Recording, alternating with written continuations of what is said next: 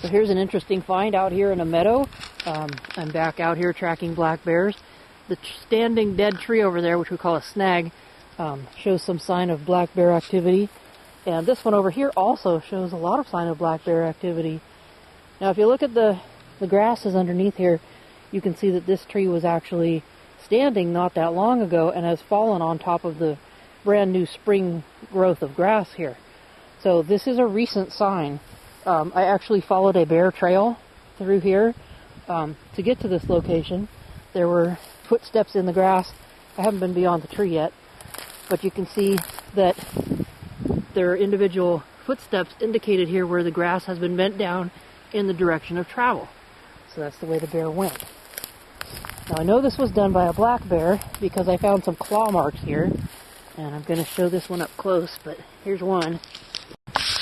So this mark, currently it's parallel to the ground, but I think this mark was made before the snag tree fell. I think the bear ripped his claws into it when it was still standing, and the tree fell over. It was so rotten at the base that it actually fell over, and then the bear was able to get into it and peel the bark off, hook his claws in and peel the bark off and catch critters like that sow bug that you just saw. And these holes indicate that there are some bark beetles and other creatures in there that are decomposing the wood. So you can see here that the bear took off quite a bit of the bark. This looks like a scratch mark right here. Here's another scratch mark. And there are some scratch marks left here. And right here you can see some parallel marks. Probably using the claws to grip and rip the bark off, because underneath you find all kinds of tasty grubs.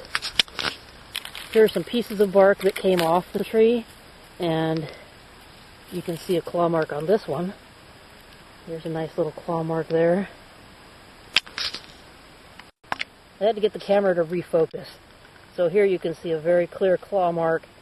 This is where it entered, and that's where it moved. The action was this way.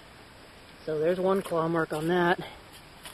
This one has some really nice looking claw marks on it. You can see one here and another one there. These actually punctured all the way through. You can see the holes there. Here's another. And those two right there next to each other. Those two actually punctured through the wood, and the bear was able to rip this piece of bark off. And you can see through the holes there, they went right through. So this wood was fairly rotten to begin with, and the bear's claws went through it quite readily.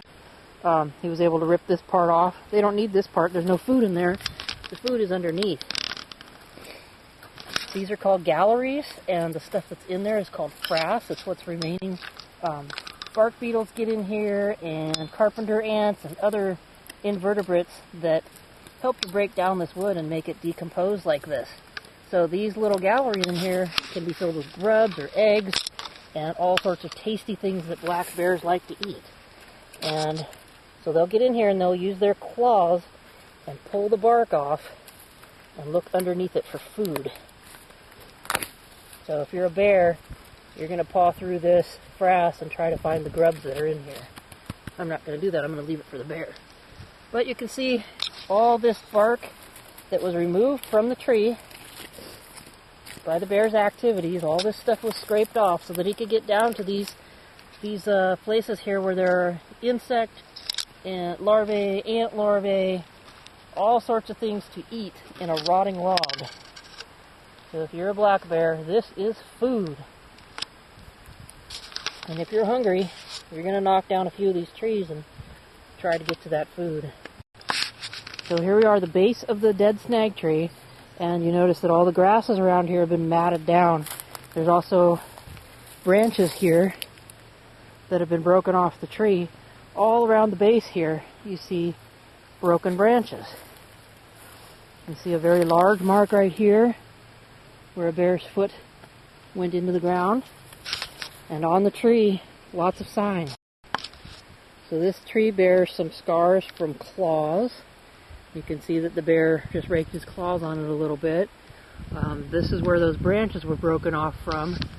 Here's one still clinging to the tree. But you can see that up to a height of about 6.5 feet, the branches have been broken off. So all a bear would have to do is reach up there and knock them down. Here's a bit of fur snagged right there. So you can see a piece of fur snagged right there on this branch, right at the tip of my thumb there. It begins and it goes down here. There's a piece of black bear fur snagged there. So that is at about a height of 5 feet 8 inches, 5 feet 10 inches or so. And that's way too high for it to be a deer. And it is long, dark, coarse black hair.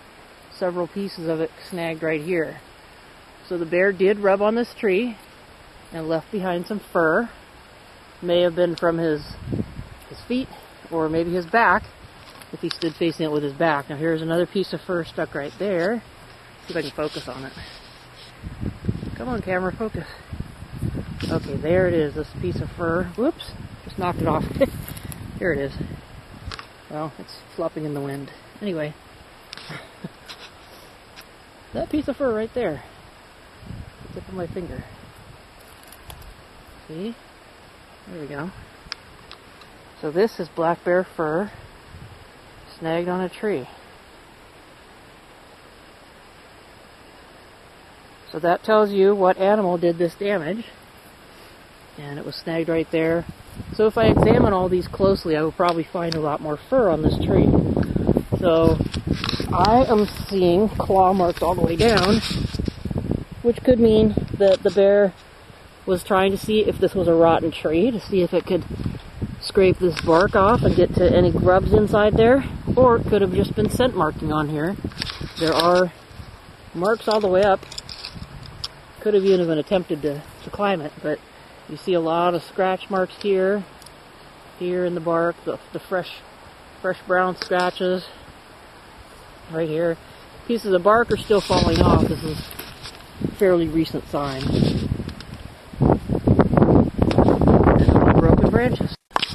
So bears in the springtime will sometimes just beat up trees like this. In Paul Resendez's tracking book, he calls these whammy trees, because the bear just whacks the tree and gives it a whammy. I don't know where the term came from, but this is probably a whammy tree. It sure looks like the bear did a lot of damage, knocking all these branches off, and all these branches came from up here and left some fur behind, left some scratch marks behind. So it really did quite a bit of marking on this tree. Beautiful claw marks over here. All these are claw marks. This is actually growth. This is where the bark spreads as the tree grows, and that's why it looks a different color there. But these are actually claw marks, where you see the freshly exposed cambium layer below it. So there you go. That's a look at a bear's whammy tree.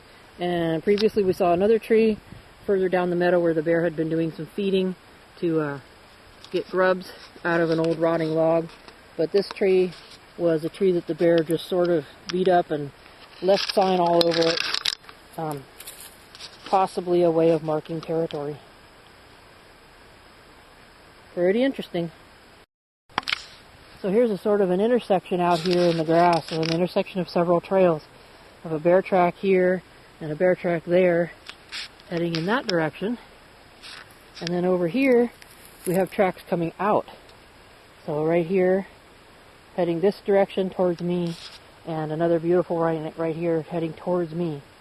So let's backtrack it a little bit and see where the bear came from. You can see one here, one right there.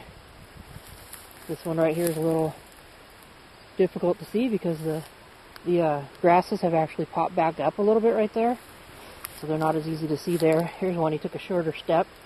So we're right next to another tree here, and I'm going to go see if there's any sign on this tree. Maybe the bear was... Oh, okay. He came around the tree. Here's the incoming track. So it looks like he went that way. Something up here attracted his interest. So the bear's trail continues on up here. Unfortunately, that's all blackberries intermixed with poison oak. And I'm allergic to poison oak. It doesn't bother bears at all, but I think I'm going to turn around here and see if I can follow him the other direction, if he goes somewhere where there's no poison oak. So here at the edge of the forest, I've come through the meadow there. Here at the edge of the forest, there's some flattening at the base of this tree, and it appears that this tree has, at least in the past, has served as a marking tree for a bear. I'm going to refocus the camera a little closer. So this tree has been bitten right here. You can see these horizontal tooth marks. These were the tooth marks of a black bear. This is how they mark trees. You can also see probably a claw mark right there. But the bear bit right through the bark and probably rubbed on this. There is some fur left on the tree where the bear has been rubbing. I'll have to refocus to show the fur because the camera doesn't focus itself. But you can see this whole mark that was made here by a black bear biting this tree. And there is fur in that mark because the bear has been rubbing on it as well. Okay, you can probably see some indications here of fur at the end of my finger. There's some fur right here. It's blowing in the wind a little bit. Kind of hard to see it. The camera doesn't do too well here, but you can see it right there. There's some fur. So in these marks, if you inspect them closely, you can usually find sign like this. There's a bit of fur at the end of my finger, kind of blowing in the wind a little bit. So there's one here. Bits of black bear fur still clinging to this tree where it marked. Some right there. So this is about 6 feet off the ground right there. The tree itself doesn't have many marks on it, but there were a couple of marks right here, just tiny little marks in it, not very big. Right here, right there. That were probably just the tips of the claws as the bear turned around and grabbed the tree so that it could get a good grip with its mouth and bite on it. So a very small marking tree that's not very big around. I could almost fit my hand around it. It's not very big in diameter, but it is a tree that a bear has used to mark. So here's an overall view of the bear's marking tree, which is this really small one there. And there are larger trees next to it, but the bear did not choose to mark those. It chose this little, smallest tree right there on the edge of the meadow. And that is literally the edge of the meadow because now we're in forest here. So right there on the edge is the marking tree. Bears like to put these on their travel routes and near feeding and bedding areas. And I'm imagining this is the feeding area because of the sign that we found out there where the bear was feeding on the log. So this is possibly a feeding area. There are a lot of blackberry plants here. And over here in the forest we have a lot of huckleberry. So both towards the end of summer are going to produce food that the bear will be feasting on. In June, July, August, there will be food here. So that explains why there's a marking tree right here. Okay, here in the forest I have come to a very large, probably very, very old madrone tree. And at the base it's probably 15 feet across. It's got huge roots down here, and it's right on the edge here. This is actually a cliff. The forest goes a little ways down there, and then you notice those trees down there. That's a cliff. You can actually see a little bit of the river down there. So we're right on the edge here, and that's probably why these roots grew so huge, is because this large madrone tree is right on the edge. But interesting thing to me is this tree is hollow inside. And it has been for years, and I've never ever seen bear sign in here before. But now I found bear sign. And this is really cool because it looks like the bear has gone in the top to get inside of this tree. I'm going to take you around the other side and show you how he actually got out. But this is pretty cool here. I'm going to focus in on some of this sign first. Okay, the first thing you notice when you take a close look at the bark here is that there's dirt on top of it. Now normally the tree won't have dirt on top of the bark because we get 40 inches of rain per year, and that stuff's not going to last. It's going to get washed off. So this is recent. There's also sign here that some of this bark has been smudged a little bit, pieces broken off and loosened. And I believe this is where the bear was standing. Now look here, you see some moss has been knocked off as well. This is fairly fresh. This stuff it's wilted and it's dried because we haven't had rain for a while. But this is also sign, and combine that with this dirt here, that tells you that the bear actually climbed up here, because the rest of this bark doesn't have dirt on it. So my theory is the bear stood here, put the feet there, and then climbed. Notice how this has been disturbed as well. So these mosses are disturbed. I have not climbed up here yet, but I did notice some mosses up here and the edge of this. So I'm going to climb up now. Okay, I've climbed up here and I'm standing on the tree, about where I think the bear was standing. Notice here on the edge that some of these mosses have been disturbed and knocked loose. This would only happen if something climbed in here. Notice also the rounded edges here on this part of the bark. Rounded edges, whereas over here you have more angular edges, which would be normal if it just broke off. But some of these edges have been rubbed fairly smooth. So they have been climbed over, and I theorize that the bear did this climbing in the hole. There's a view down inside. This is what the little cavity inside the tree looks like from the top. Remember there's an entrance down below. There's a hollow spot, but that's what it looks like from up here. Pretty neat, huh? Now to support my theory that the bear did this, there's a piece of, looks like some under fur right here, really soft fur, snagged on there. And there are probably other pieces of fur, like right here. I don't know if I can focus on that. Right by my finger, there's a piece of fur stuck there. This is moss, but there are little bits of fur stuck in here. So the bear did indeed climb over this to get into that hole. So why would the bear need to climb to get in there? Well, this hole is not that big, the width of my hand. The bear can't squeeze through there. A cub could, but a full-size black bear is not going to be able to squeeze through this hole. But the tree is open in there. Let me get a flashlight. Okay, now I've got a flashlight in here, and you can see that the inside of this tree is hollow. Look at that. Pretty cool, huh? If I was a bear, I would love to sleep in here all winter. It would be a great place to sleep if you were a bear. But first you'd have to get in there. Thus, the bear came in this hole at the top here. Remember, this is a very large tree. I'm estimating 15 feet across at the base. Okay, so coming around the side of this tree here, here's another bit of sign that tells me that the bear climbed this tree in an effort to get in from the top. Let's look closer. Okay, what I notice here is disturbed vegetation, particularly the mosses that are here growing on the tree trunk. Some of them have been disturbed. When you get up here, you see the real meat and potatoes. Look at that. Isn't that awesome? Look at the size of that mark. 1, 2, 3, 4, 5. 5 toes, that's our bear. Got a really nice sized foot too. And then up here further, there's another mark where he climbed. So looking at the bark here, you also notice scraped off bark here at the base that is piled up on top of this stick. All this stuff, the moss, the bark, was scraped off here as the bear attempted to climb.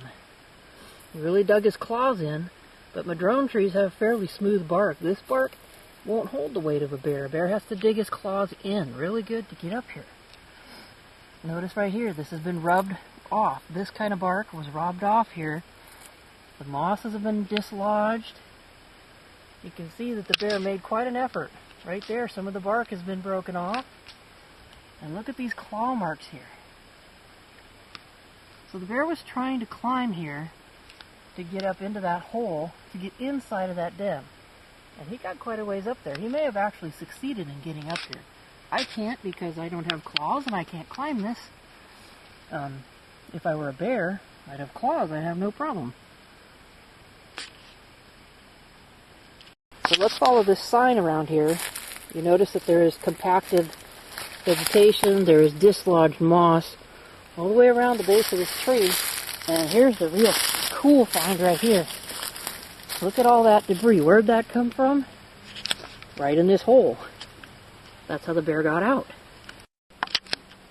So we had rain last weekend, and this stuff does not show any evidence of having been rained on.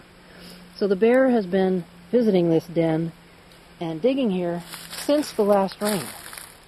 So today being Thursday, that would give him at least 4 days. So this is at least 4-day-old sign, maybe even more recent than that. So the bear did quite a bit of climbing around the tree.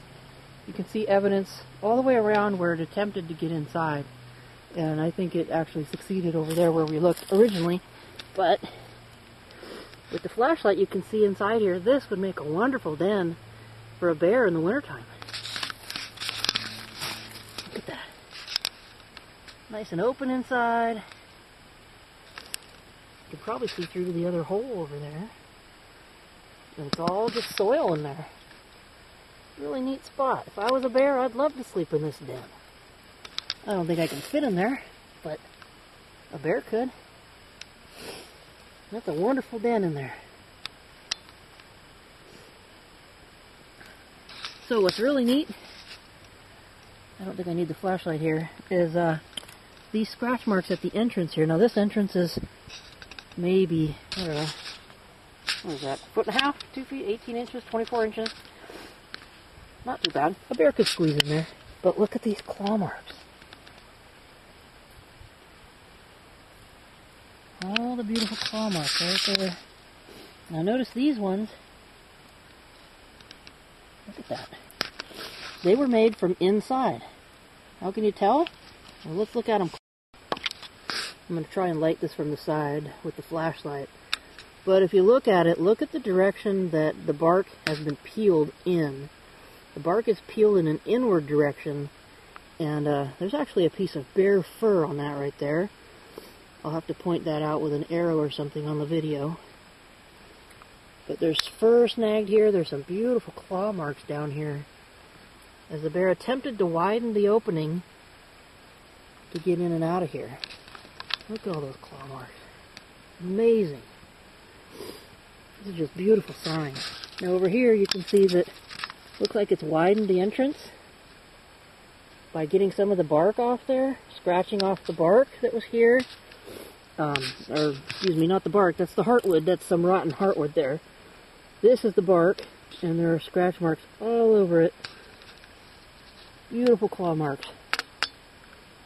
Nice stuff.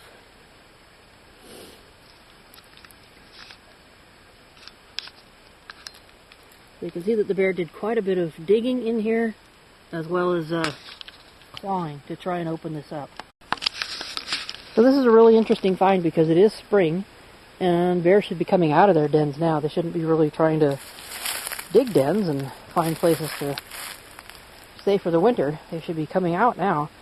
So maybe the bear is exploring this den and thinking about using it next winter, or as a secondary den or a place just to rest. Could be just a bear bed. Now you see some claw marks over here and disturbances on the bark up there, so it indicates to me that the bear did successfully get up there, and the hole is on the other side of this particular branch. That was where we were when we were looking at that small hole. The larger hole is just directly on the other side of this, and this one looks like this would be the primary entrance. If I was a bear, this would be the primary one I'd use to get in and out of here.